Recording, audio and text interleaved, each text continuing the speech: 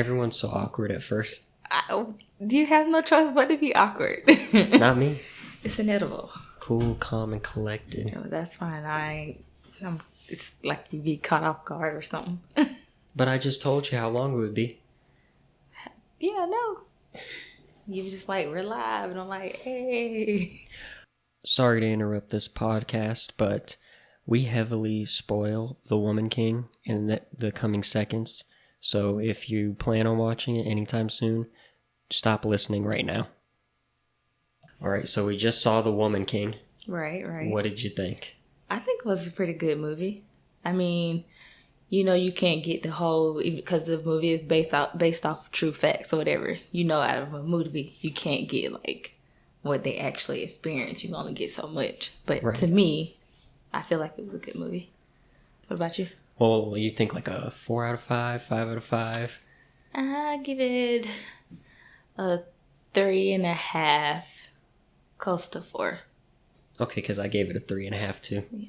Okay. The only real problem I had with the entire movie is I don't remember any other names. Which one? The one girl who is like an older sister to like the main character. The more masculine looking one? That was like the general, under the general, like the second hand? No, like the one that died. That's right. Yeah, her. Her. She was one of the second hands under the... I thought it was the skinnier looking one. She was the spiritual advisor to the general. I got you.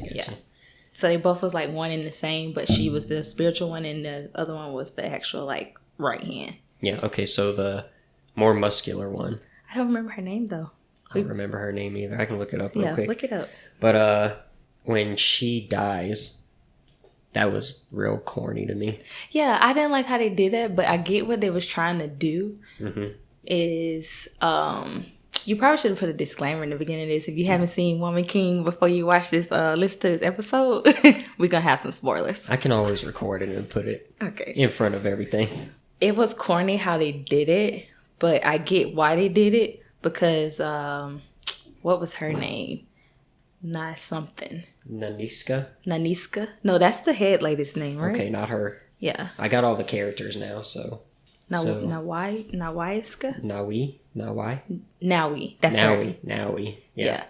Her, because she came in kind of like changing a couple of them like hearts because they supposed to be like no pain, no emotional type women, but at the same time when she came in, it was like why can't we have love or care for somebody or even work together as a team and be partnered? Like, why we can't go back and save our sisters if we're supposed to be sisters?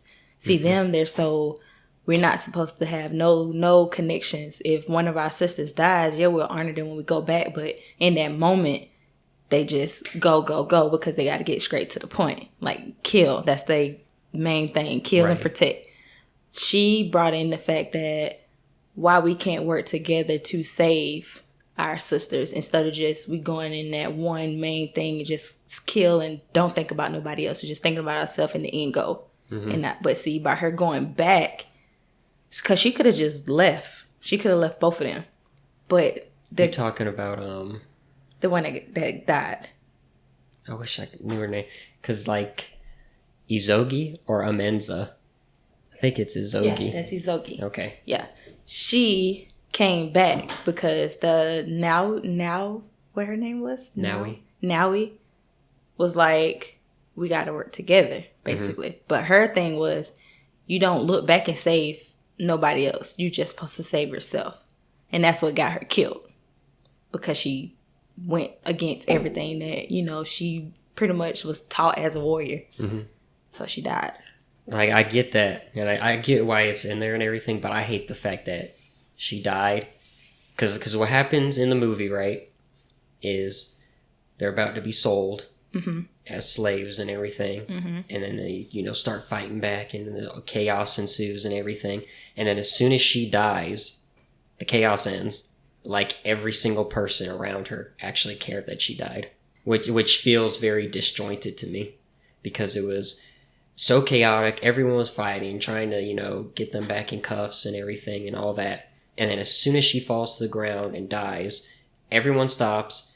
They allow Naui To cry over her. to cry over her and everything, and then the guy's just like, "I'll give you $100, or if you give me $100, she's yours." I get what you're saying. Everything just stopped because if it was like in realistic terms, that's why I say I get it's a movie. They try to make you care for the characters, but in realistic terms, they would have just grabbed her. They wouldn't let her cry over her, no nothing. They would just grab her, lock her back up, even though the dude was like, "Okay, I'll go ahead and pay for her or whatever," because he didn't want no harm to come to her. But in a real life scenario, that wouldn't have happened, and of course, it didn't happen. Like, I feel like everything else that happened in that movie was as close to reality as you could get nowadays and everything. And because they went with that direction, when that scene happens, like, I was all into it the whole way through, and then that happened, and it like ripped me out of the movie, if that makes sense. Yeah. So everything after that you didn't too much care about? Not really. Really? That one thing messed it up for you? Well, I mean, it's kind of like, how do I put it? It's like when you're in the movie, right? Mm-hmm. Like, because once you start caring about the characters and everything, because the film only has a short amount of time to actually get you to care about everybody, right? It's hard for me to care about characters all the time, right? I started caring about the characters and everything. And in order to care about the characters, I also have to care about the story in which they're in. Mm-hmm. And once the story it broke for me, you know? Because the story was so realistic all the way through, or as realistic as you can get for a movie, at least. And then that scene happens, and it's like it broke the whole atmosphere of everything. And it's hard for you to get back in because of something like that happened. Well, it's not only that, it's also because, like, so, what is her name again? Naninska? The woman who becomes the Woman King? The general. Mm-hmm. Yeah, the general. She, when, what is his name? King Gezo? Mm-hmm. He names her the Woman King, right? I feel like there should have been, like, one more scene after that, and it end the movie. And it seemed like it just kept going for no reason, you know? Are you talking about after she was announced the Woman King? Yeah, when she comes back from trying to save the three of them. Mm-hmm. And they come back and, you know, he hands her the sword and all that. It should have been, like, one more scene where, you know, her and Naui they're like, get back together, or they're, I don't know what to call it. But you know what I'm trying to say. Like a reunion type Yeah, reunion. Mm-hmm. And then that should have been it. It just seemed to go on forever at the end. It didn't, though. It did. Because she was named Woman King, and then after that, they went into the scene where she's standing there, Naui. Mm-hmm. She's standing there, and then she goes to her mom and like, oh wait, no, it does go to something else after that. It goes from King Gezo naming her the Woman King to the funeral, quote unquote, because it's just Naui and they're Naninska. At their altar. Yeah, they honor their dead, and they're there for a few minutes, and then I think the other girl comes in, Amenza, or am I just thinking that? No, she don't come in. It's just them two. And she acknowledged that she's her daughter. She was like, "You're my daughter," and then she walks off, and then it goes into them celebrating that she's the Woman King. Yeah. As Dahomey? What Dahomey. Yeah, I didn't care for the... You didn't care for the little like the last third of the movie, I feel like could have been done better. Oh, is that right? Because I get it, that she has to fight the one guy, Oba. Mm-hmm. Oba, yeah. She's got to fight him because that's like her whole journey is to fight and kill this guy. And she does. And then it just felt flat from then on. I think what they shouldn't have added that in there. I don't remember, because I remember reading like a little article about the women or whatever. Because they're not supposed to have kids. They're not supposed to get married or anything like that.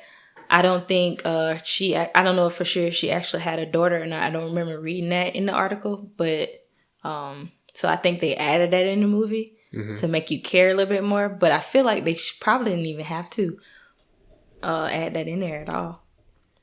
Well, so is it Naninska or is it? I keep forgetting her name. It's right in front of me too. Naui. Is it her? or Naninska, who are supposed to be the main character. Because I never understood who was supposed to be the main character all the way through. Naninska is supposed to be the main character because she becomes Woman King and she lives to be like old. But that's why I said I don't remember reading if she had a daughter or not from her being captive. It didn't feel like, though, that she was the main character. You thought that Naui was the main character? Well, because she goes through all the trials and tribulations of the whole story. Like, we only get the, flashback of Naninska's. Well, that's true.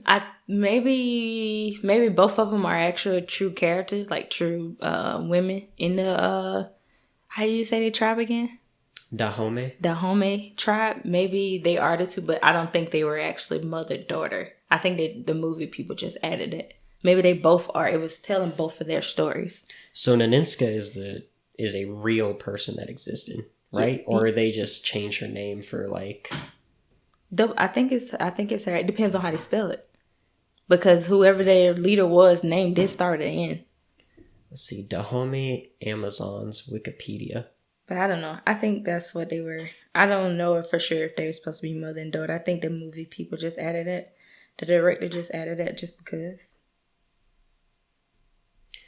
Yeah, because when I type it in, nothing comes up. So you don't know the woman she was based off of? I'm going to tell you right now. Oh, wait.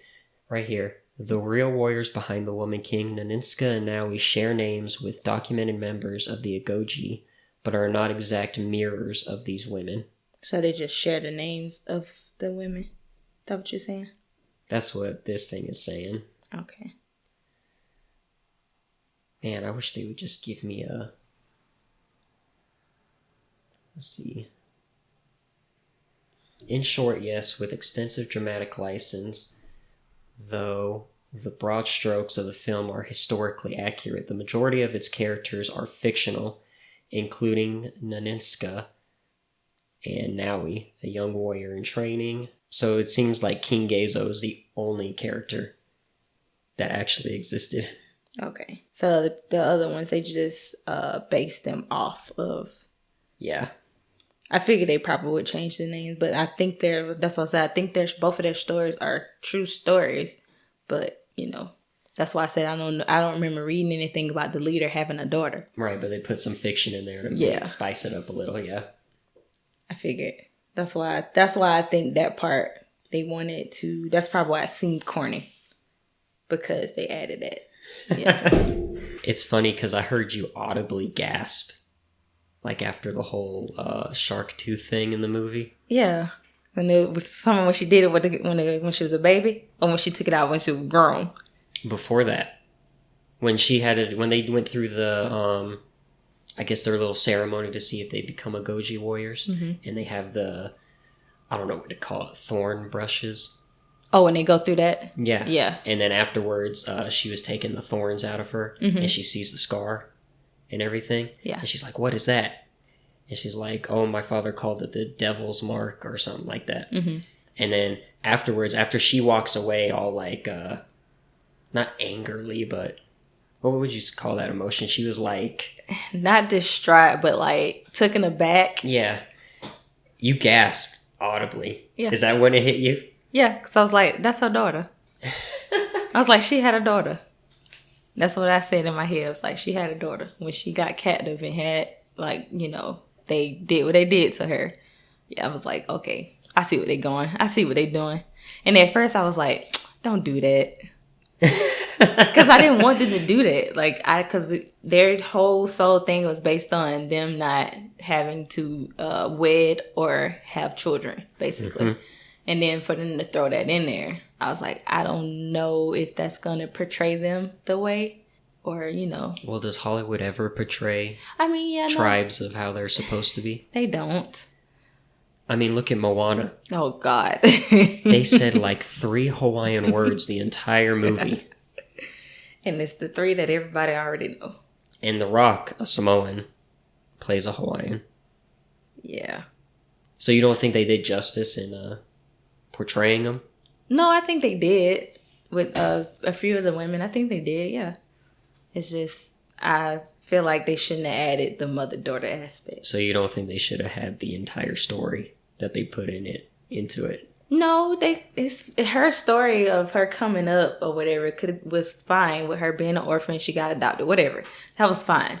But adding the aspect of that the woman king was her mother, I don't think they should have added that in there.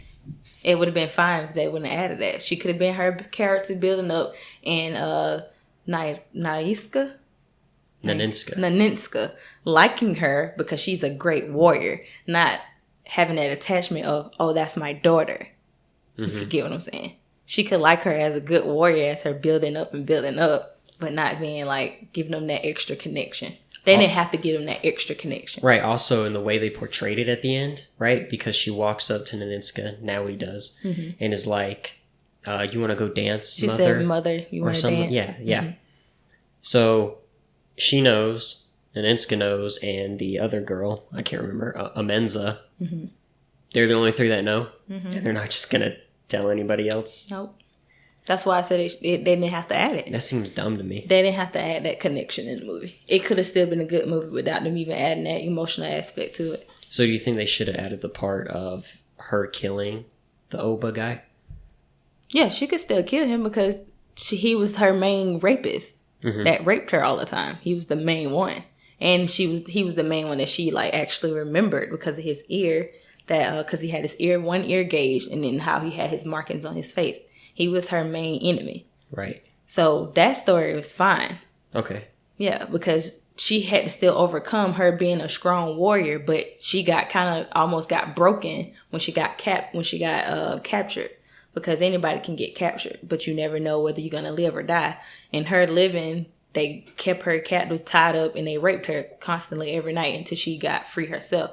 And he probably was her main one that came in there on her all the time because he was probably like how he ended up being, I guess he was their main general. They didn't say whether he was a king or not. I think he was, I forget what they called the other tribe. I think it was Oyo. Oh, yeah, Oyo. I think he's the king, leader, or of the whole high thing. General, something. They didn't really explain that really good enough. But he was talking to King Gezo as if they were equals. They were equals. So I'm thinking he probably was top guy for his tribe. But he just probably wasn't, I don't think he was like a king. I think they said it was like, he was just like a general and trying to be a king.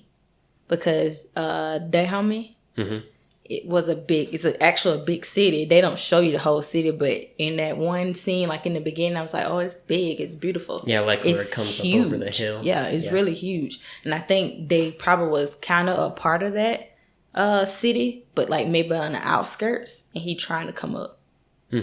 That's what I'm thinking it was. So he wasn't like king, but probably like close to it. I thought it was kind of weird. I'm going to just say it. I wasn't expecting to see Europeans in the movie at all. I was kind of taken aback by that at first. But then once I saw why they were there and everything, it made sense. And I didn't know that Africans would sell other Africans to Europeans in the slave trade. That's how a lot of the cities and tribes are still prospering, because they were doing the whole trade thing or whatever. It's basically like you either get with it or you gonna get lost. You basically gonna get sold to. So what they were doing to stay prosperous is they still were selling their people as well. And that's why some people, when like being African American or whatever, some of them know their history, but it like most Africans were the one that actually was selling their own people in order to keep their land. And that's basically what King what's his name? The king? Gezo. That's basically what he was doing at first. But well, that was his family, right? Because his brother sold. Yeah, it was his brother. Stuff. Yeah, his brother was doing it. But he was just selling a few to like stay in good prosperous at first, but he didn't want to do it. But he still was forced in the beginning. But then, he started they started wanting to say that it was going to go into war because he didn't want to sell his people anymore. And then by Naisca being in his ear, and, he's just like, we shouldn't be selling our people. We need to like completely stop doing that.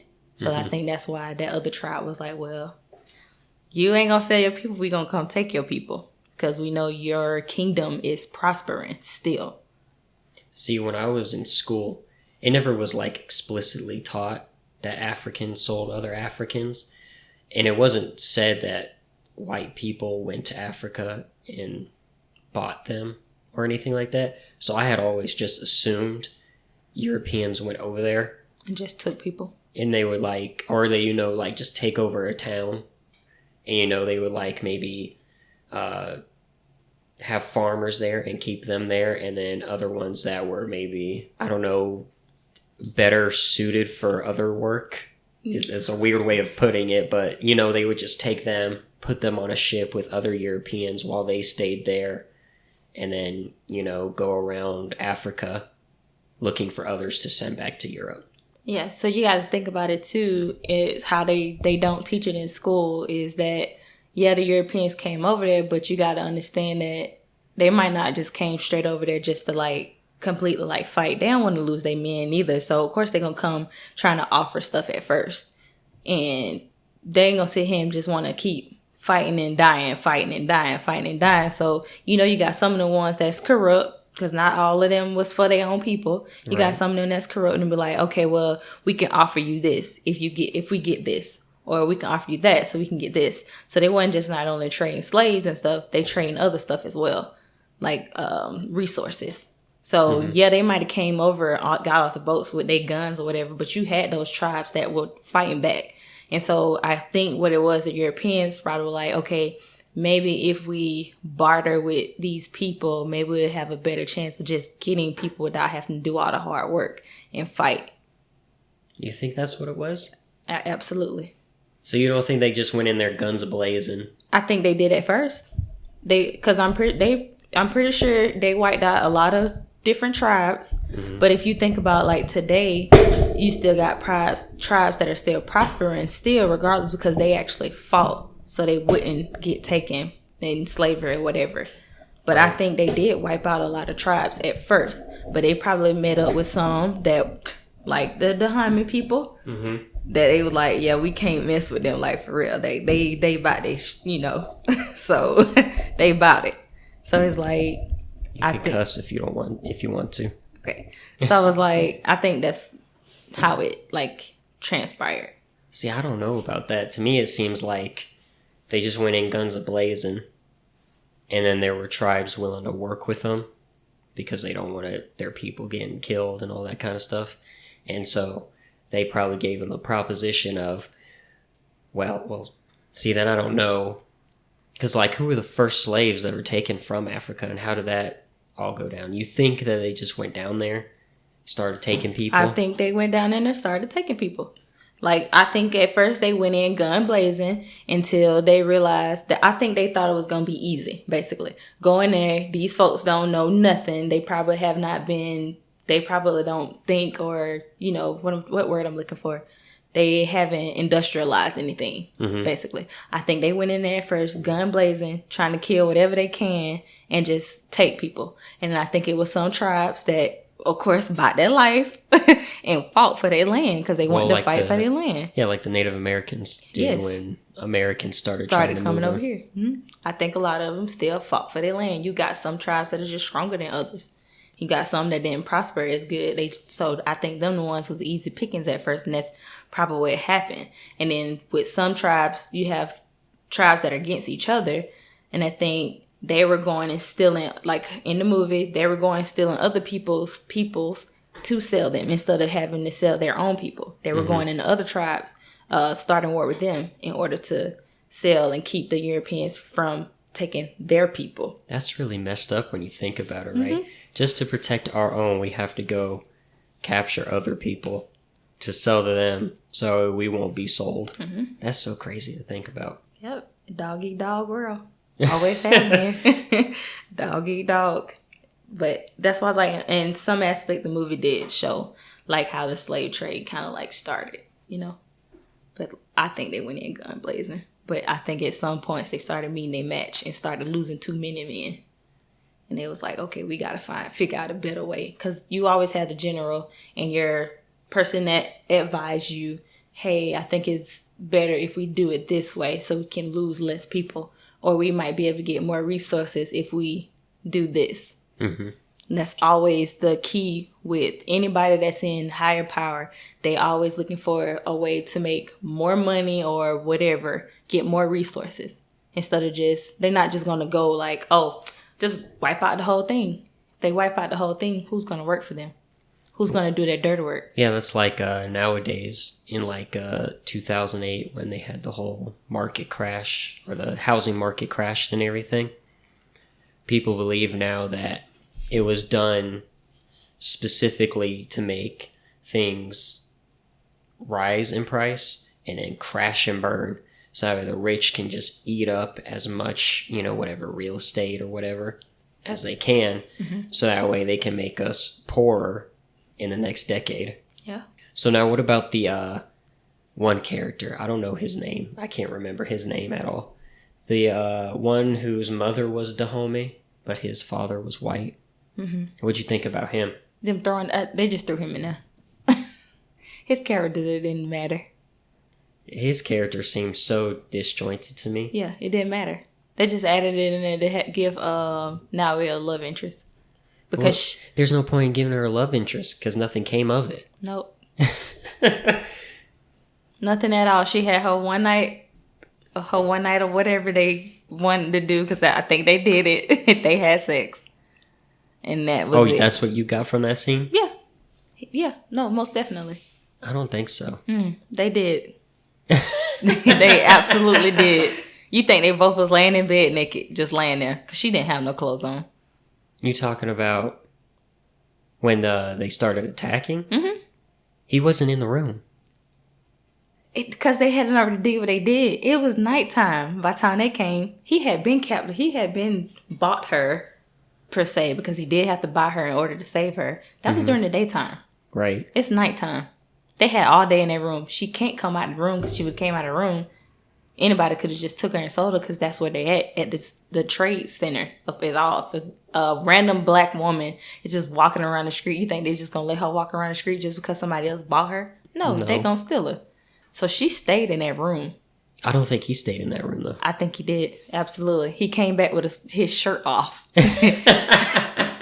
So yes, he did.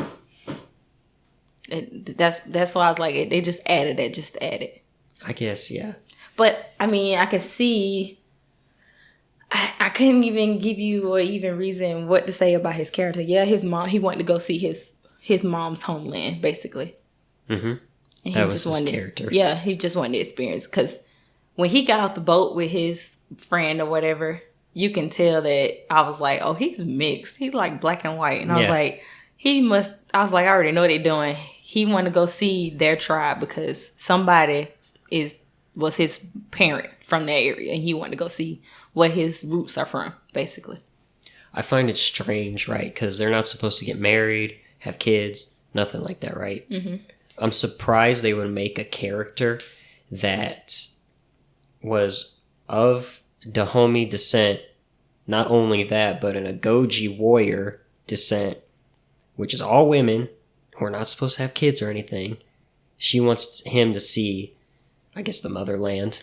Well, you got to think about it. Not all of them were like warriors. His mom probably wasn't a warrior. She probably just got captured, and they sold her or whatever. And the dad probably was a master, and he took a liking to her, and he just did whatever he wanted to her. But by him being so bright-skinned, because if you think about it in America, that's how it was. The bright-skinned ones are the house niggas.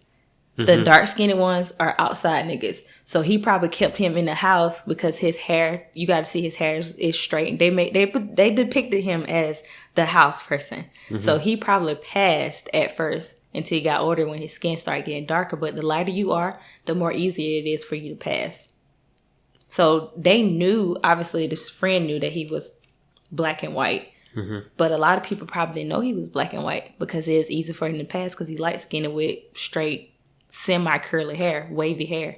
Well, they made it seem like him and the captain guy were like, have been friends forever. They have been friends forever. So I'm assuming their dad's probably, his dad is obviously like top, the white guy. Dad is actually top. Malik dad probably was like close to an advisor of him because he said his dad was he said what his dad was, like I think probably like a map maker, maybe, or a writer or something like remember. that. I kind of don't remember, but it was something in that aspect where his dad still had royalty. He was in the royal house, basically. Mm-hmm. That's what he was saying. Anytime Malik came on screen, I just kind of wrote it off as nothing because nothing ever came of it. It was nothing. It was just filler. They didn't even show us what he even experienced while he was in the Dahomey tribe. Yeah, so what was the point of even introducing it? Like, the only thing he experienced was Naui. Exactly. That was it. That was it. He came there, fell in love, which a love that's forbidden because they couldn't have nothing extra. Mm-hmm. And that was it. I don't know why they added him. It didn't make no sense. Because all he did was, even when they got in the boat, he let them get his friend. I think his name was Slato or something like that. Slato. No, it's Santo. Santo. Yeah, he cut the slaves free and let them take him on. And they drowned him. They drowned him. He knew his friend was a bad guy. Like, you came over there knowing that your friend is a slave trader and take slaves back, knowing you're half black. So it's like, you part of the problem as well, but then you don't know no better at the same time. And like, what happens to Malik at the end? I forget. Because he leaves, right? Mm-hmm. So why doesn't he stay?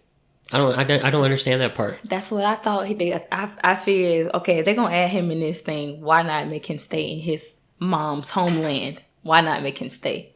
Y'all just like, I get it. It's probably all culture shock for him because he grew up in Spain, I think, because they speak Portuguese. So they're they were speaking Portuguese.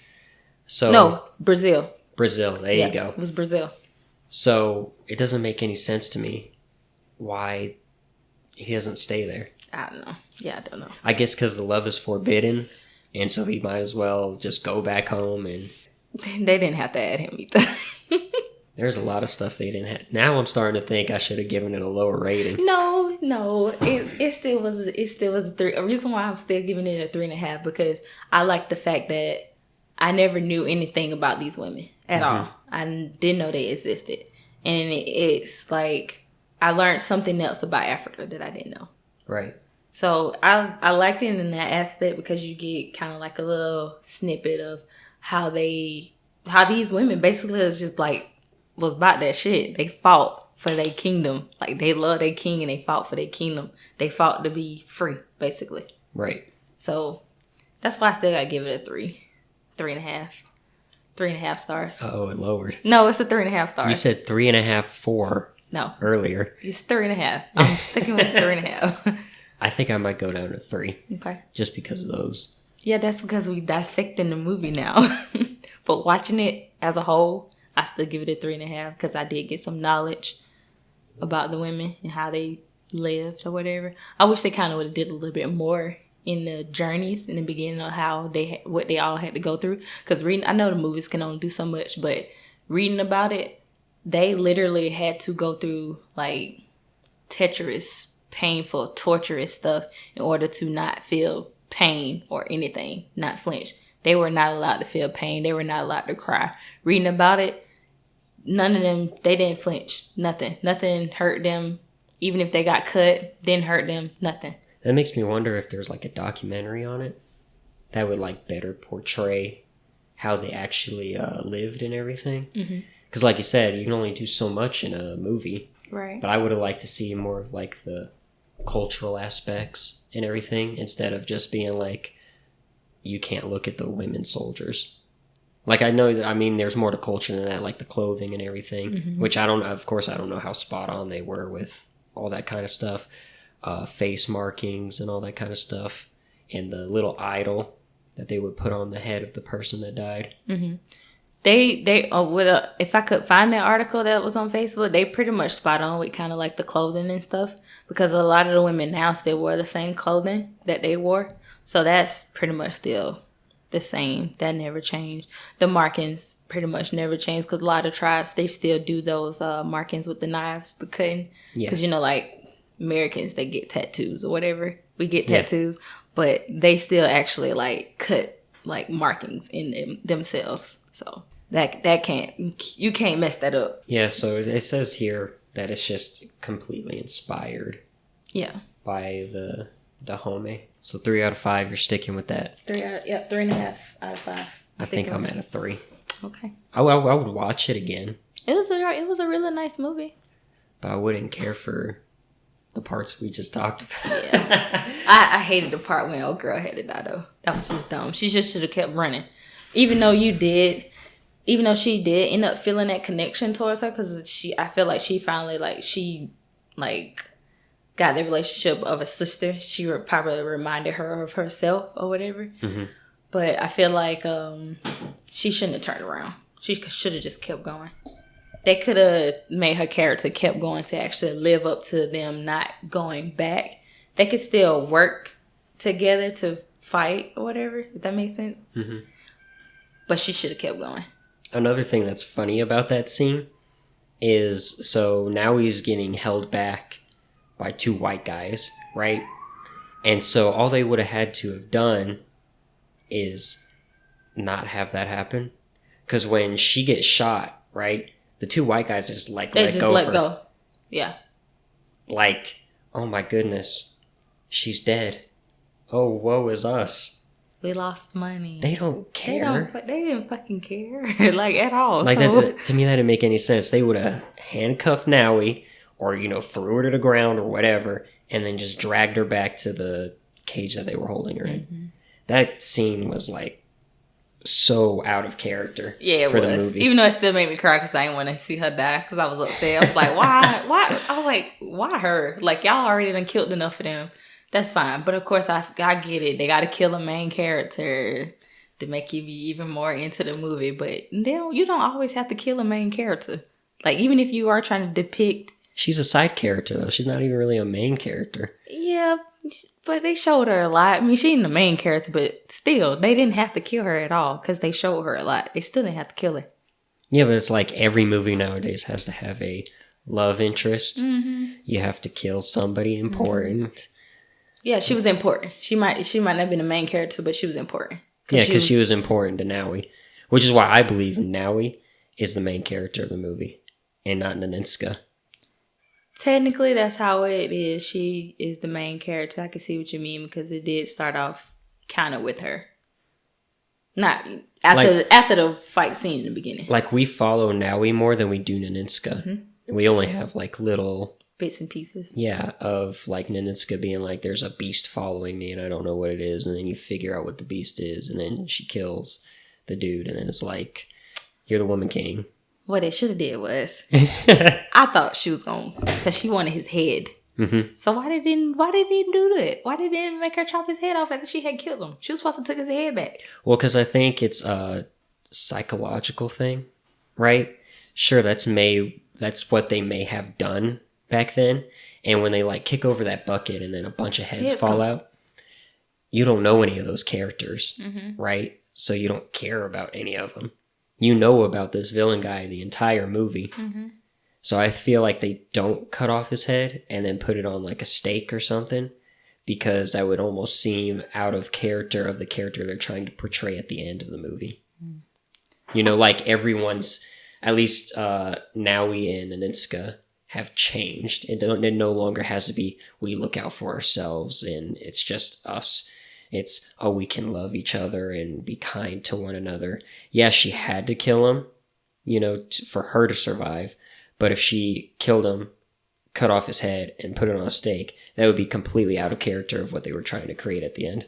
Okay. I guess. Which is also completely out of character for the movie. Yeah, they could have, because she wanted his head. And that's what we knew. And that's what I was waiting for. I was waiting for her to just fucking cut his head off and go back.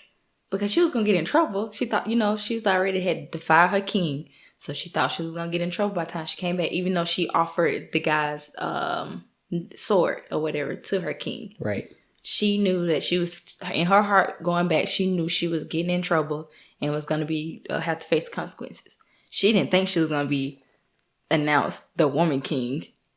That's another thing, right? Like, he says, do not defy me. Mm-hmm. You won't like me when I'm angry or whatever like that.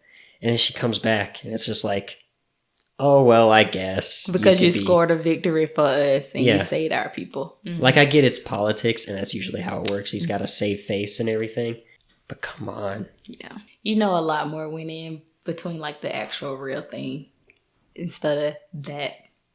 Well, yeah, of course. Yeah. I'm sure. But the movie got to do what it got to do. It was influenced by history. It is not a historical actual representation of what actually happened. Right. Because ain't no telling. They only getting what they have read. They probably didn't actually get a chance to talk. Whoever the producer is, director, she probably didn't get a chance to talk to the Dahomey women because even though because the last one died in the 70s. I can look it up real quick. It's like 108. She was 108. I think that that's what that article said. So what, like last Agoji warrior? Because she was an Agoji warrior. They were called Agoji warriors. Yes. Well, I'm talking about the 108-year-old person. Yes. Oh, Naui. So I guess Naui is the based off the last. Let's see. Naui is loosely inspired by the last surviving warrior of the Agoji, who was interviewed in 1978. The real Naui would not have been alive during King Geizo's reign, as she claimed to have fought in the Second Franco-Dahomenian War in 1892. So she was 100 and something. So the movie takes place in 1832, right? I thought it was 62. 1860 something. I think it's like 1832 or 1823 or something like that. It has it right at the beginning. Let's see. 1823. 1823? Mm-hmm. All right. So it's 70 years off. Or no, because let's see. The last survivor of the Agoji is thought to have been a woman named Naui. In 1978, a Beninese historian met Naui, who claimed to have fought the French in 1892. She died aged well over 100 a year later. So let's see, 78 to 78 would be 100 years. She fought in 1892. She would have been 20-something at the time, about, right? Am I doing my math right? I don't know what you're trying to calculate, though. Because it says she died in a year after the interview, which is 1978, which means she died in 1979. Mm-hmm. So 1979 to 1879 is 100 years. Yep. So that means she would have been born around 1871, 1870, around there, which is 50 years from when King Geizo's reign happened. Well, in the movie, they did say she was 19. Remember when she was like, how old, when Naniska asked her how old she was like, I'm 19. Mm-hmm. So she was in her teens, 18, 19, when she fought. That's weird, though, that they would do that. What? Like have her in King Geizo's time when she wasn't even around. Well, okay, let's find out when he was king. 1818 until 1859. Yep. So yeah, I don't understand why they would put her in his time. I mean, I get she wasn't in his time? Mm-mm. Oh, okay. Oh, yeah, because you just said she was born in 1870 something. Yeah, if she's like 100 years old. If she died at like 108, right? She would have been born in 1871. He was king until 1859. So that's like 20 years off. I mean, I get they're just trying to, do a portrait picture of the Naui woman back in his time. But I find that strange. Why not just do it that way? Yeah, why not just have them fight the French? See, I get what you're saying. I guess because they was able to interview her, and she just told her story of what she remembered, and then they decided to put her in that time when she wasn't in that time. I guess it's weird. I guess because that was when, by her time, if you read the timeline, by her time, the king had already abolished them from participating in the slave trade. Mm-hmm. So she became a warrior after he had done stopped them from participating in the slave trade.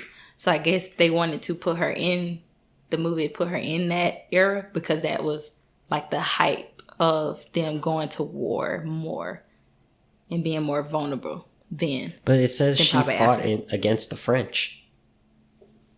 So I don't understand why they just didn't do that one. Yeah. Maybe they just wanted you to know more about the slave trade, I guess. I don't know. I don't know either. Because I wonder what was the whole thing of them fighting with the French, still trying to protect their land, probably. More than likely, that's usually what it was. 9 times out of 10. That's it's probably what it is. That's the only thing. They probably didn't want to just use that aspect because with him reigning, it's about the slave trade and fighting for their land. Probably by her time, they only were just still trying to fight for their land, and that was it. And I think that's why they did that. Let's see. The first Franco-Bohemian War, which raged in 1890, was a conflict between France, led by General Alfred Amédée Dodds, and Dahomey under King Behazin. The French emerged triumphant after winning the Battle of Alabama. Well, that doesn't tell me why they fought. Oh, here it is. I found it. You found it? The French emerged triumphant and incorporated Dahomey into their growing colonial territory of French West Africa. Oh. So, like, what is it called? Like the Ivory Coast and all that. That's got to be what it is part of. Mm. Well, I can't say them some powerful women, though. They stood up. Well, especially if everything they said was true, like especially with like the fingernails. Oh, yeah. And they like stab their eyes out.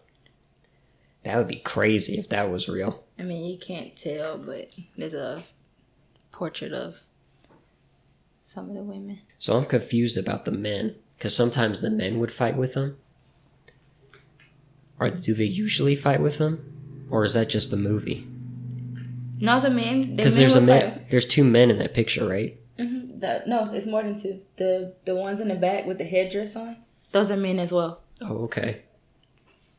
I think they just had 2 different regimes. Regimes? I guess. Oh, regime. Yeah. You had the men, then you had the women warriors. Mm-hmm. But they still fought alongside each other. Yeah, but it seemed like the women were like... They were more aggressive than the men. One of the articles... Not aggressive. I mean more like godlike. I guess. But in their tribe. They did more fighting than the men did from the article that I read. Oh, okay. So they probably were uplifted by the tribe more than the men because they fought more. Yeah. That makes sense, yeah. And I think, too, is because with the whole thing of them not... one of their rules is not being being wed or have children. So it's like they didn't have no fields and they didn't have to go back to a family. But the men, they still were allowed to have families, but they weren't. So that's why I think they made it seem like they were more pure, because a lot of the men in the tribe thought that because they did mention them being virgins, most of them being virgins, except for the ones that got captive or whatever and had to go through what they went through. But they not fantasize, but worship the fact that they supposed to be pure. And by them being pure, they was probably more stronger and thought process was different than the men that actually had to go home to their families and all of that. Yeah, okay, yeah, I can see that definitely, because it's like the men have a second life. Yeah. Almost. They have the luxury of still kind of being free and being able to play around. Yeah. Even though they did, because they had their rituals where they would do their dancing and, stuff like that. That's different, though, I feel like, because that has to do... That's, like, one-on-one with their whole, like, warlike bravado. You know what I mean? Mm-hmm. With the men, they can, go have families and everything and almost lead like, a second life. Mm-hmm. They don't have to just only be a warrior. Yeah. Yeah. They can be more than a warrior, where the Agoji, that's it. That's it. Till the day I die, I'm an Agoji. And the thing about it, it makes sense, but it's kind of terrible to say. With them being warriors or whatever, they have to prove themselves all the time because they're women. And most people think women are weak. Mm-hmm. Like, especially for, over there, they have, women are basically supposed to wait on the man hand and foot. Like how they was about to sell Nowie to a husband or whatever. Right. They just wed them off. So you don't get no say-so. But them being women, they have their own say-so, but they're warriors or whatever, but they have to be strong. They can't show weakness, because as soon as they show weakness, it's like, oh, why y'all got women fighting for y'all? they get to steal. They got children, and so I get why they said no husbands and no children, because as soon as you show that weakness, they have no respect for you. I found it funny too that the Oba guy was like that the Dahomey are so weak their women fight for them. Yeah. And they wound up losing in the end. Exactly. Yeah, because that's what they think. They think the women are weak, but these women beating y'all up, killing y'all like with no remorse, no second thought, no nothing. Yeah, like the scene where they have like the double-edged spear. Mm-hmm. One in what was her name? The muscular looking one. Yeah, I know you're talking about. I don't remember. And then just like some random big buff guy. It was one of the soldier dudes. He was one of the soldier dudes. Because he wore the blue. Yeah, the blue. Yeah. Yeah, but he was like just a random guy. But yeah. He was like the buffest one out of them all and everything. And they're like pushing the spear into each other. And he grabs it first. And then they all go crazy because they're happy that she won. Would you ever do anything like that? I don't know. I mean, to have that strength, maybe. Well, I mean, you've gone through childbirth. So, I mean... you know, like... I mean, that is some strength in itself. But I don't know if I would be able... Because I kind of would be probably like now is like, why we can't be able to love, even if we don't love, like, want to be with a husband or have children or whatever. It's like, I think she was put in love for them to love each other as well. Like, why we can't love each other. We call each other sisters. We shouldn't always have to be hard all the time. Like, warrior mindset all the time. At least we can at least have something for each other. I would have to have that too. Because, you know, they got mad at her for going back in the movie when they had to do their trials of who's going to be the victor or whatever. Right. She went back to save her friend because that was her friend. And she grew this friendship with her and this love for her. But they trained them not to go back. You're not supposed to go back. You're only supposed to think about yourself and think about the mission and the end goal. You're not supposed to go back. But she put in there, brought into the tribe, why we can't go back. Why we can't go help our sisters, you know? Well, I remember you telling me something like, this was a while ago, that's kind of how black culture is nowadays. Like, if somebody in the black community is doing well, they don't really put out a hand for anybody else. They kind of just look at them and tell them, figure it out, like I did. Yep. That's all come in. We're going to get on that subject. That all comes in with a lot. It's just how black people are depicted in a whole anyway. We're the only race that can't really get along with each other. We are taught and brainwashed to basically... we have to do better than each other than help each other. Nowadays, it's actually getting a little bit better. You have this more of a generation of the millennials and under me or whatever. They're actually trying to help each other, but you still got the old ones that are still stuck in their ways. I'm not finna help this person. Oh, this person, I see this person doing good and you gotta hate on that person. Why you just can't congratulate that person and just move on? But we just gotta hate on each other. We the only race that have to hate on each other. And it's colorism. Colorism, it run deep in the black community, like dark skin and light skin. Why we just can't get along? We all black. Like, why we can't help each other? Mexicans, look at them. Their asses they have a 4-bedroom house and it's probably 20 of them staying in that house, but they taking care of each other. Like, they're saving their money to do bigger and better things. And that's why it's so easy for them to get businesses. And as soon as a black person get business, other black people think that you're supposed to give them something for free. Why should I have to give you something for free when I work hard for it?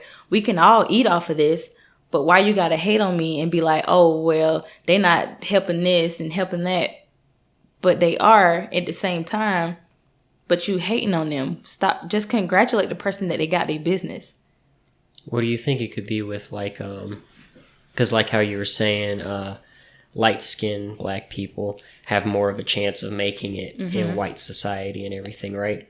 Do you think it could have been like way back when there was a lighter-skinned black person who happened to make it and would have, you know, white associates and I guess friends to an extent that would, you know, help them with business prospects and all that kind of stuff.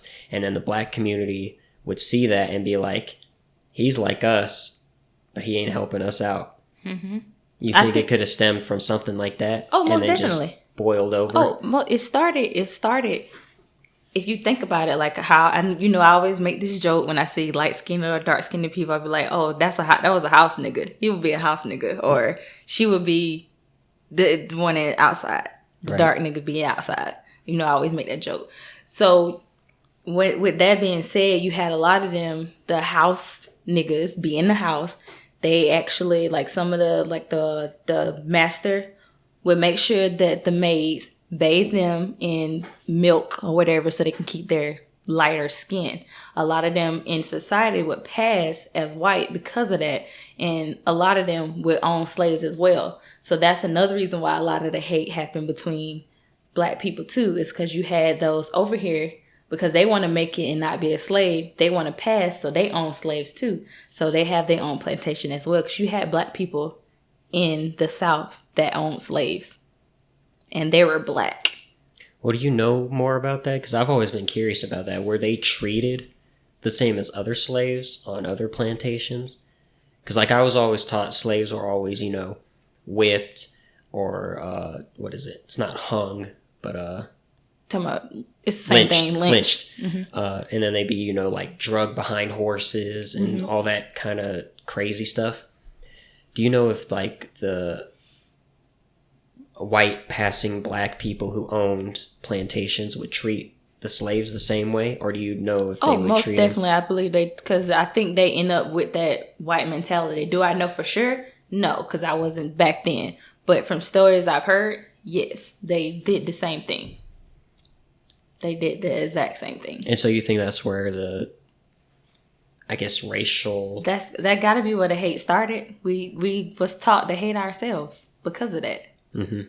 So it's like darker people don't get the same treatment as light-skinned people do. When I was young, I got picked on for being dark-skinned, but a light-skinned person don't get picked on, but we're both black. Like, why are y'all hating on me because I'm dark? I used to hate my skin because I was dark. I always wanted to be light, but now black is beautiful, baby. Mm-hmm. Like, I don't get the colorism now, but when I was little, it's like, oh, everybody want to be light skinned because they have a one up on darker people. And you feel like that's starting to go away now? Just a little bit.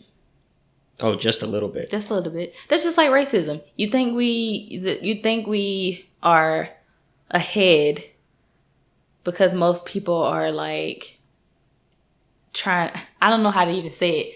I think it's only a little bit because you can never get rid of. We still got old people.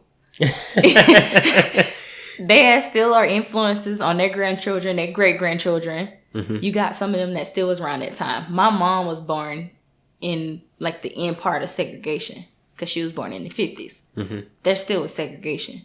In the 70s, you still had some segregation. In the 80s, you still had it. You still had white people in their own neighborhood and black people in their own neighborhood. It's still kind of fresh. Before we got together, I had never heard of what did you call it? A sundown town? Is that what it's called? Yeah. I had never heard of that before. A sundown? Yeah. Yeah. Don't be in that place when the sun go down. Mm-hmm. Yeah. That's because it's a South thing.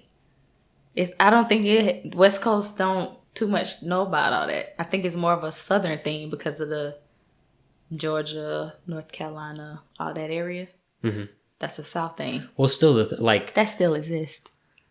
Oh, I know. I've seen videos on it, but like my mom, my grandma, they're from Georgia. Of course, they're white, but I still never heard of it. You would have think I would have at least caught it a little bit. I know we're on the West Coast and I've lived out here most of my life and everything, but they're from there.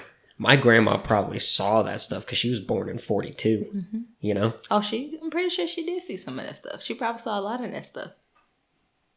And with the way your grandma is and how I can tell she was raised, her family probably was one of those families that got hated on because they were white and they were okay with black people. I think I remember her telling me once that either her mom or her dad said they would always say they, meaning black people, mm-hmm. They just need to stay with their own. Mm-hmm.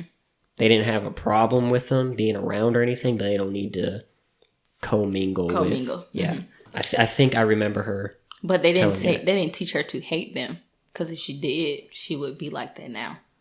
Isn't that kind of hating them though? Like you can't even interact with kind of, like sort of. like it almost makes it seem like if you have to interact with them, it's fine. Yeah. But otherwise, if you don't have to, don't do it. That's what it makes it sound like. That's what it was. And that sounds like hate to me. You know, maybe like not a. It's like a subtle type hate. But it's still hate, you know? Yeah, no, it is. Absolutely. But I hope I'm not misquoting her. I think I've heard her say that before. She probably did, but I don't remember. I think it more likely was her dad, though, because I think all she said was good things about her mom. If I remember her hearing her say I'll have things. to ask her. Yeah. But, yeah, no, you got to think about it. You probably never heard of it because they probably kept you sheltered from it. Well, I probably never heard it also because I never had to ever deal with it. You know, like if I ever went to the South by myself, chances are, because I look white, even though I'm mixed, no one would have a problem with me. Mm-mm. Nope. Not at all. Not at all. Not at all. You'd be okay. You can go in those sundown towns. Don't be in these towns after the sun. But in Florida, yeah, that still exists. So now is that only for black people, or is it other races as well? From my knowledge, from what I know, it's only for black people. For where I'm from. So like Asians and Hispanics. I don't know what they're. You wouldn't know. No. Okay. I couldn't speak on them at all. I'm pretty sure they have their own quarrels too. But well, I feel like Asians more easily assimilate with white people and the culture and everything. And I feel like every other race gets shit on. Like black and brown people. Yeah. Mm-hmm. Yeah. I don't know why that is. It's the way it is. It's sad, but it's just the way it is. I wish. You can only wish for so much. You want it to go away, but I feel like it would, deep down, it'll never go away. We can try as hard as we can, but racism will always exist. Well, that's the same thing with like, what is it? Is it anti-Semitism that has to do with religion? All that kind of stuff? Yeah. Like people are going to hate other religions just because their God says so. Yeah, that's always going to exist too. And it's sad that the most judgmental and hypocritical people are religious people. Sorry to say that, but it is. Mm-hmm. It's the truth. They are. Very much so. It's like, I don't get it. And it's just like, not to shit on my own people, but them in religion, I don't know what it is, but this whole Christianity thing is just like crazy to me. Like, I don't understand. Like, if y'all want to, if you want to say, like, okay, our people was oppressed and we were slaves or whatever, but if you want to go that far, when we came over here, I don't think the African people knew nothing about no damn Jesus or Christianity. They had their own religion. Look at back to the movie with the women. You saw how they had their whole dancing and the spiritual one. You know, she. Yeah, with the nuts and stuff. The blood scene also. But that's rituals. They do rituals. Now, one time that they mentioned Jesus Christ, they had their own gods, and you see how that movie was about slave trades. All those folks that got traded was from them different tribes that believed in different kinds of gods that was to their tribe. Mm-hmm. We didn't get introduced to Christianity until we got here. I may be misquoting, but most tribes that you see, if you read on them, there's nothing about Jesus Christ. Well, so there's two things, right? So the first one is, I do know they used to have like people from the church, kind of like how Jehovah's Witnesses are nowadays. They'll come door to door and be like, "Hey, can you talk about God for a second?" And the Mormons, they pretty much would do that, and they have they go down Africa or wherever and try and spread the religion for whatever reason. Mm-hmm. The second part is, it could have been like whenever they got transported to America or Europe or wherever they got taken, they lost, whatever sense of religion or rituals they had, mm-hmm.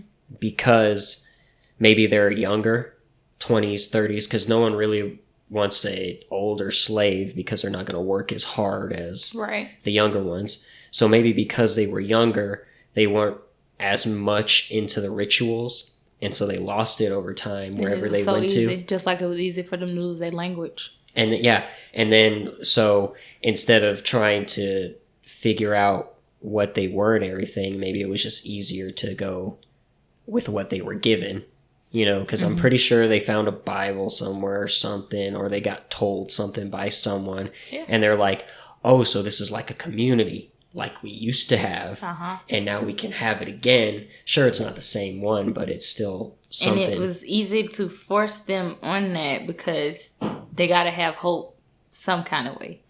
They out here working and picking cotton, getting beat. They got to have some kind of hope somewhere. So that was another way to control the masses. Because you got to understand, they done traded all these Africans, and it's like hundreds of them, to maybe one master with probably like 10 or 15 people on his plantation patrolling. But it's the fact that they got on horses and they got guns, you think that you can't do anything. So that was another way to keep them in line, because it was hundreds of them. Well, yeah, because you keep them in line while they're working with, the guys on horses and everything. And then you keep them in line when they're not working at night by using your own religious practices and everything. Because, that's what they do to everywhere. You think of anywhere they've taken over, they take away the language, they take away the religion or the tribal parts of their culture, just so they can throw up whatever disgusting thing they've created on them. Just like with Hawaiians, they weren't allowed to speak Hawaiian. That got abolished. It eventually came back. But, it was gone for, 100 years or something? That's and crazy. Now how many people speak it? Not too many. Yeah, that's the thing. Just cut it out. My way or no way. I will say, this might sound weird, but I really like their accent. The way they spoke and everything. There were some times, I'd have to think about what they just said because I didn't understand it the first time. Yeah. So I had to sit there and be like, okay, what did you just say? Oh. And then it wasn't a lot of times. It was usually a part where they talk fast or something like that I didn't get it. But otherwise, I love that accent. Yeah. I want to know. I actually want to know what language they actually speak. Because you remember when she was like, "Oh, you understand me?" Because they ain't speaking English. Right. Well, that makes me wonder, did they speak English back then? Or did they just do it for the movie? They just did it for the movie. I don't think they spoke English. Because you got to think about it. It was 1823. Okay, the king of Dahomey, Ahasu in the Fon language, Fon, Fon language, was the sovereign power of the kingdom. All the kings were claimed to be part of the Aladaksanu dynasty, claiming descent from the royal family of Alada. So I guess the Fon language. See, I told you I wasn't speaking English. I've never even heard of Fon. Me neither. That's what I'm saying. A lot of people don't know what, different languages that they have in Africa. Africa actually have a lot of languages, surprisingly. When I worked with this one girl, well, it was two Africans that we worked with. It was the pharmacist and then the pharmacy tech girl. Hearing both of them speak, it's because he was from Nigeria, and she was from Ghana. They speak two different languages, but there is one language that they can speak together, that they can understand each other in their language, which I thought was kind of cool because he speaks his language and she speaks hers. But if they change a few of the words and how they say it, they can communicate with each other and they understand each other. And I was like, that's kind of cool, They speak different languages, but at the same time, they can speak the same language. It's one language that they can speak together. But how she was explaining it, it's some of their words are the same as their words in their language, and some of their words for Ghana is the same in Nigeria. So it's they can cross mingle some of their words. And I was like, so basically, it's y'all speak two different languages. Well, three because they speak English, but they technically speak three different languages, even though it's kind of considered as one, but it's still two different languages. Well, you have to think how huge Africa is, and how many different tribes. So there ain't no telling how many different languages. It's crazy. It's very interesting though. It was very interesting to watch them like talk to each other. I wish in like school and everything for language-based classes, they would have more than like out here all we had was Spanish. And that was it. You know, like I wish it was just more than like the normal ones, Spanish, German, French. Usually those are the only three that I can think Our of. high school we had Spanish, Japanese, and French. Oh, you guys had Japanese? Yes. Oh, that's cool. Yeah. Spanish, yeah. When I was doing my observations at the high school, they had a poster for a Chinese language club where I guess they go and learn how to speak Chinese and stuff. Mm-hmm. And I'm sitting there wondering to myself, why isn't that a class? You know, I know it's hard to get a teacher to come out here and speak Chinese and all that kind of stuff, but they have a club for it. Right. So there's clearly interest, you know. And hey, they call it, you know, because they say Japanese, but it's like they speak Mandarin or Cantonese or... You mean Chinese? Yeah. You said Japanese. No, I'm saying Japanese, they have... their language is called... It's not just Japanese. Just like Chinese language is not just Chinese. Okay. Oh, you started listing off Chinese. Yeah, that's... Okay. I don't know what theirs is called. I got confused. My my bad. I don't know what this... But Chinese, you know, they got... It's Cantonese, it's Mandarin, and it's another one. But... We say us because we don't know. We just say they speak Chinese. They speak Chinese. Or they speak Japanese. Yeah, or they speak Japanese, but that's not the case. The language actually have a name, but we don't know, you know? Mm-hmm. So we just like Chinese or Japanese, and that's not the case. Well, it's like with country names, right? I don't think China is called China to Chinese people. What do you think it's called? I think it's just called Chin. Oh, yeah. Because it used to be spelled like Qin. And that was just Chin. I could be wrong, but... We don't know. We don't know the language. We make up words. They're just like, they have some people when they try to learn English, they're like, our language don't make sense. Because you got a lot of words that kind of supposed to be pronounced the same, but then they're spelled differently. There, and there. Yeah. They get confused when it comes to that. I mean, we get confused when it comes to that. Well, the thing is like somebody who learns English as a second language knows English better than an English speaker when writing it, not when speaking it. Right. They got all the rules down when writing it, but speaking it, they're going to be like... Yep. They say English is one of the hardest languages to learn. Well, it's because it's like a mixture of like 6 different languages. And then we add on, you know, new words like every decade or so. Yeah. Like tsunami is a Japanese word that we just use in English now. Yeah. Like it's always been there. Like it's always been there. Yeah. And kamikaze. Kamikaze is another one. Yeah. It's a lot of words that are from different languages that we use that we say is English. But we just say it's English now. Yeah. And we throw it in our dictionary and say it's ours. Exactly. Of course, that's the American way. That's the American way. You say that like you're proud of it.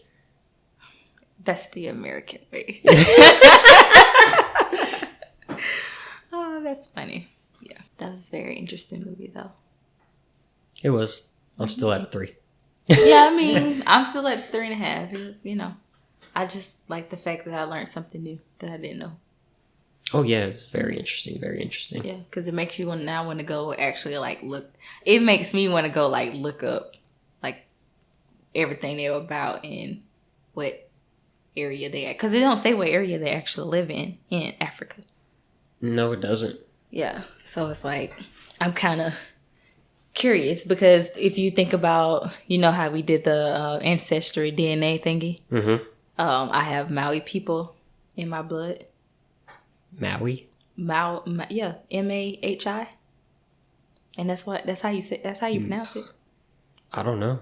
Yeah, I don't remember that one. Yeah, it was in the article because it's the toga and the beanie. I don't know if I'm saying it right. I got it right here.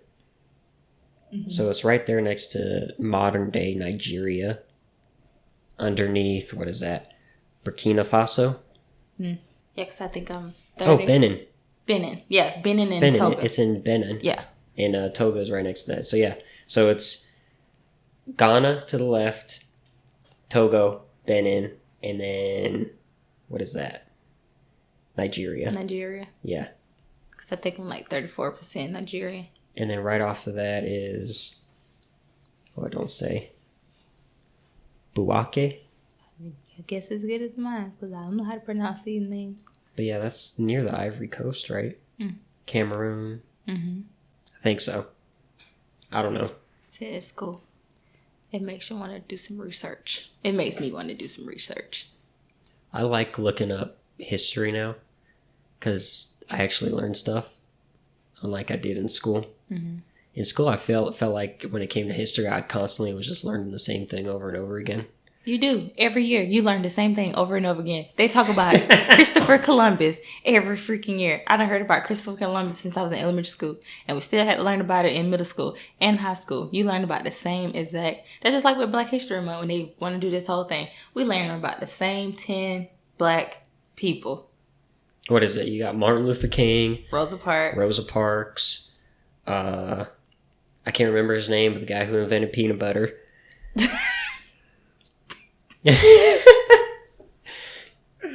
And then, what was her name? I can't even remember their names now. I mean, I've been out of school for so long, but you know those the top. The Underground Railroad. Harriet Tubman. Mm-hmm. You see, you learn about the same people, but you don't never learn about nobody else that invented anything else. I barely even freaking know. Unless I go look it up or somebody come up with another movie or about somebody. Like, you learn about the same few people every year. And it's crazy because if you do think about it, it's a lot of African American people that invented stuff that I didn't know about. Like what? I can't think of nothing off the top of my head. Oh, I put you on the spot? Yeah, you did. Let's see if we can look up black inventors. Because I'm pretty sure Who invented the telephone? Who invented the telephone? Yeah. Isn't that like Alexander Graham Bell? Oh, maybe. I didn't pay attention in history. History, social studies, history, all that stuff. I didn't pay attention.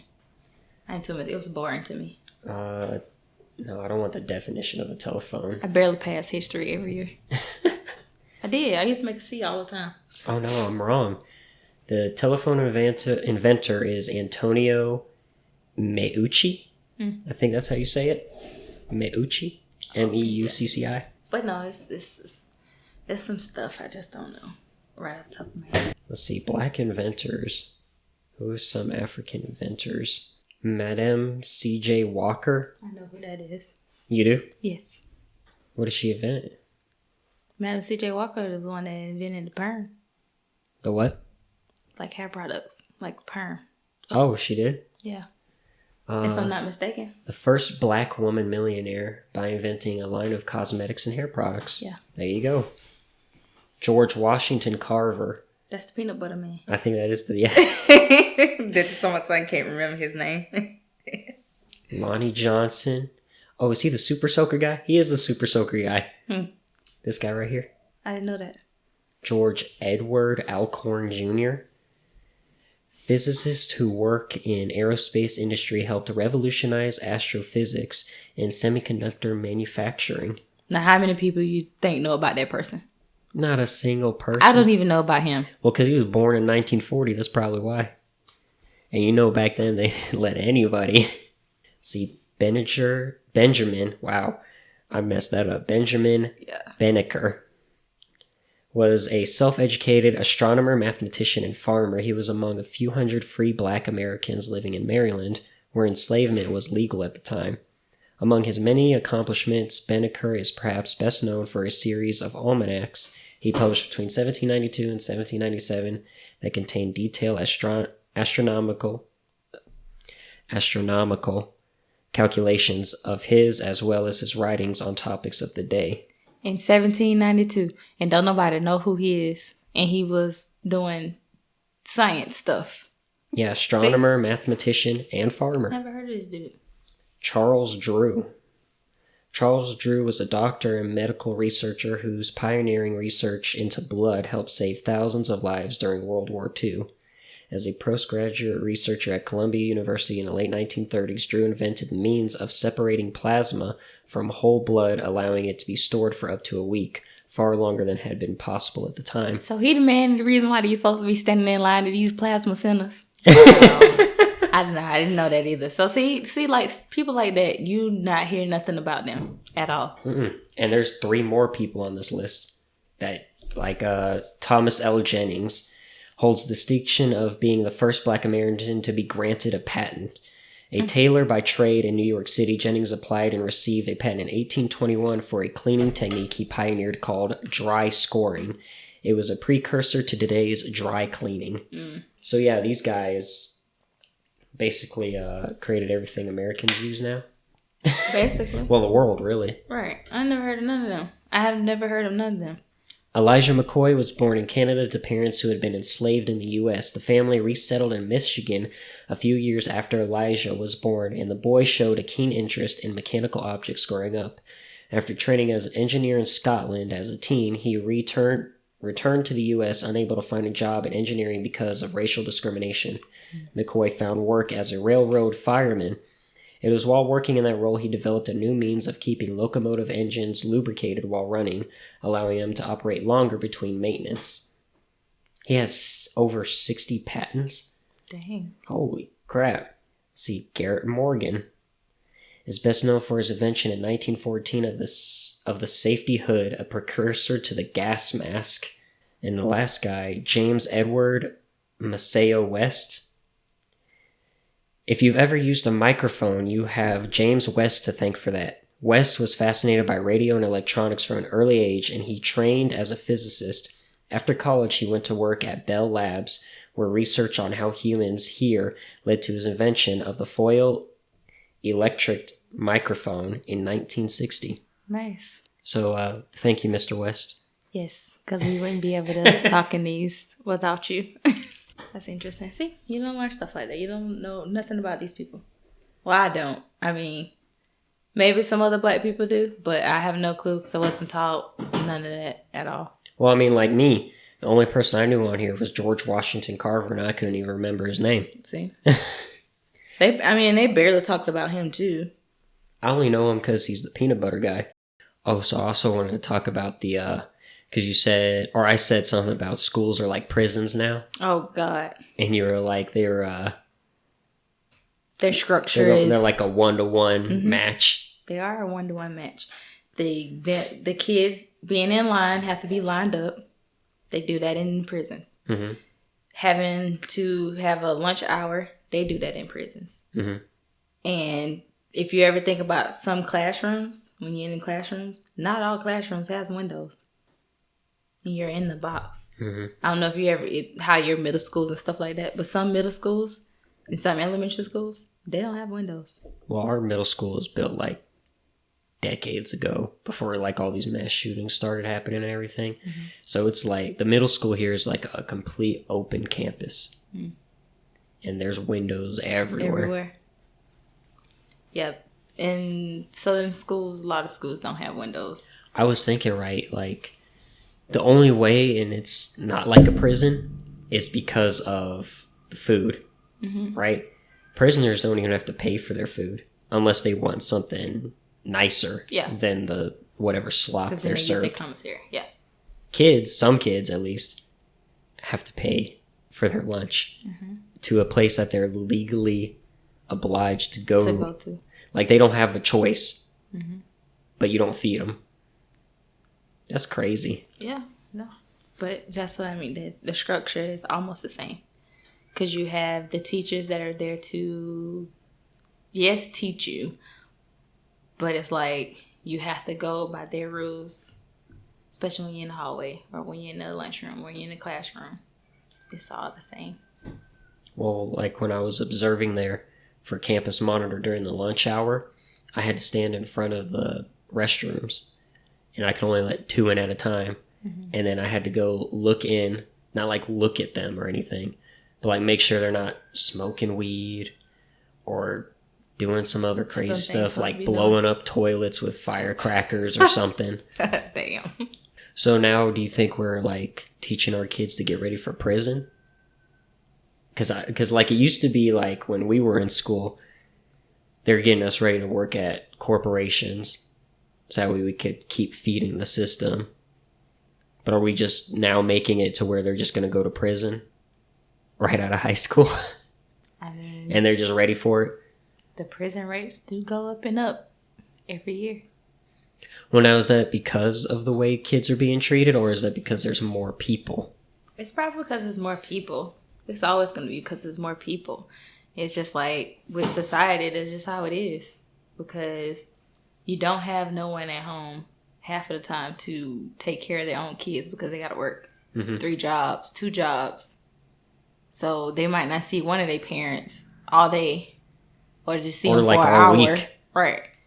So They might be at school, and then when they get home from school, parent ain't home. And so they might see them on their weekend. And then on their weekend, the parents gotta go to the doctor. They gotta take the kids to the doctor. They gotta go grocery shopping. They gotta do all this other stuff. So they don't even have time to pay attention to the kid. they got to do all this stuff in 2 days that they have off. If they even get 2 days off. If. That's the biggest one. You got some places that want to split off days, which doesn't make sense. You can't give them 2 days off back to back. Which is crazy to me. So you got to cram everything in 2 days or 1 day. And even if you work 3 days and then have that 1 day off, you tired for them 3 days. So you, on your off day, you really don't want to do anything. So it's like you just either lay around the house or try to cram stuff together. Then you got to go back to work the next day and probably work 4 or 5 days and then be off. And you're tired because the 1 day you did have off, you crammed everything into it. Mm-hmm. And then you're tired for the 4 days you got to work, and then you get 1 day off, and you cram everything that you can into that, and then you're tired for your next 2 or 3 days. It's just a never-ending cycle. Never-ending cycle. And they wonder why kids these days, or even not even these days, even before me, why some of them didn't have or act the way they act. They don't have nobody home. There's no one never home. There's no one there to show them love. So they go find it. And that's when they get in trouble. And then with with schools and everything, because schools used to be a place where if there wasn't a parent home or anything, you could look up to a teacher or a principal or a staff member, and you could talk to them and have them guide you and everything, right? But now with 50 kids in the class, they don't have that time for that one-on-one. You can't pay attention. And then I read online sometimes, and you have some teachers that have to have 2 classes at the same time. So they have to bounce back and forth because they don't have enough subs. So the one teacher goes out, they try and get a sub for that class, can't find it. Okay, you're going to take care of both classes today. And if that's a high school or a middle school, that's 2 classes for 7 periods that you're bouncing back and forth to. And they're not learning anything. That's exhausting. That's just babysitting 100 kids all at once. Mm-hmm. That's exactly what it is. And I'm not trying to blame the teachers in any way. Yeah. Because it's not their fault. They're just doing what they got to do to get through the day. And they wonder why a lot of teachers are frustrated now. And quitting. They have so much on their plates. And Way they don't get appreciated. And they don't get paid enough. They don't. Teachers are the future. Pretty much when you have the ones that actually sit there and teach and a good teacher, they, to me, don't always get appreciated. And they don't get paid enough. Well, it's not only that they have to deal with kids all day long. They have to deal with the principal and then who's above them, which is administration and all that. And then the worst ones, parents. Yeah. They have to worry about parents. So a teacher's salary per hour is $15.73 in the state of Nevada. I mean, it done went up a little bit, but that still ain't enough. You make more at Walmart. Yeah, you do. In most jobs there, right? That's insane. I can see maybe if you had 10 kids in a class, $15.73. Right. But 40 to 50 kids. And you only making $15? And you have a degree. That y'all can't work. And a license that you have to renew, which costs money. You might as well work at Walmart. And they're in debt. Yeah, from their degrees and everything. Obviously, because they got to pay for that degree. You spend all that time going to school to be a teacher just to get paid $15. Do you still want to be a teacher, or are you?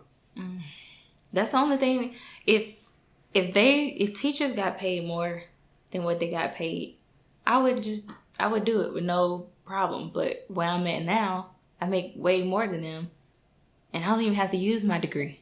Mm-hmm. So it's like, what's the point? Don't get me wrong. Like when I interned at the pre-K, I enjoyed it. Like it's laid back, it's cool. You get to be around kids. You get to hear what they say because they say some of the darnest things, and it's enjoyable. Mm-hmm. It's just they don't make enough money for you to for some people to live a comfortable life. Like I don't want to live paycheck to paycheck. I do not want to go back to that ever again. Mm-hmm.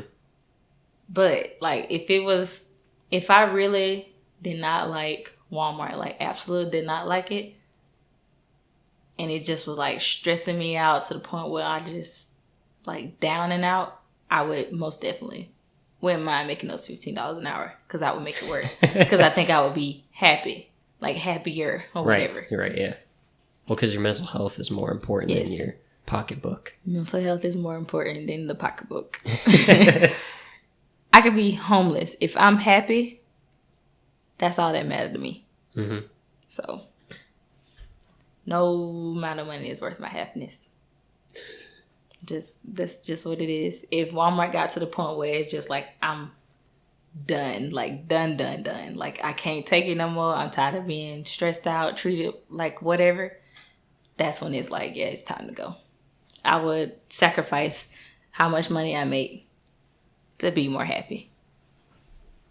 It's crazy. I wonder if there's a list of teacher pay in America. You know, what state is the highest and what state is the lowest.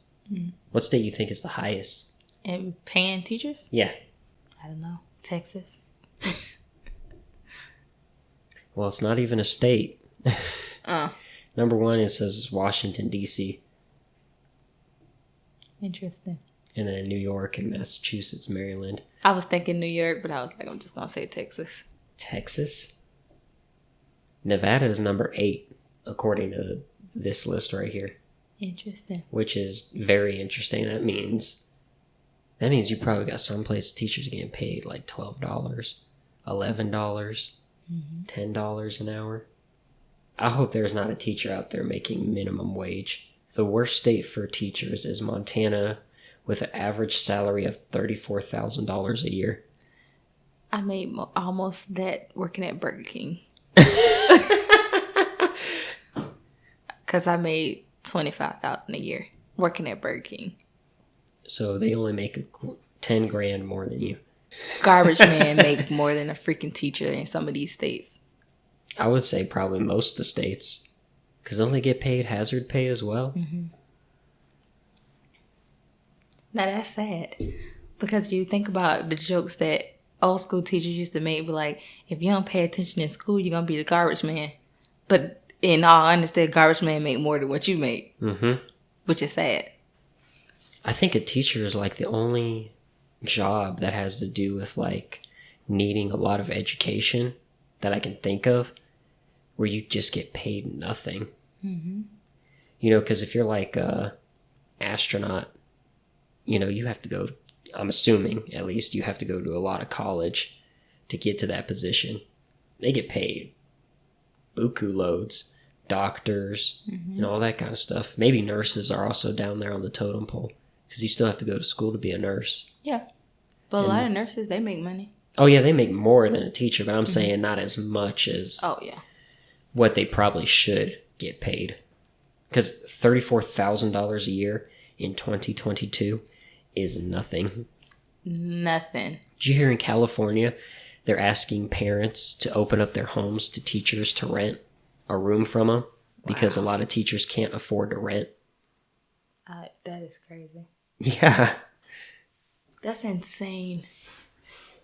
That's America. So that's what we live. But we so gung-ho about this government. That's a whole nother topic for a whole nother day. That's crazy. What? Anything else you want to talk about? No, I think we pretty much covered it. You want to call it here? Sure.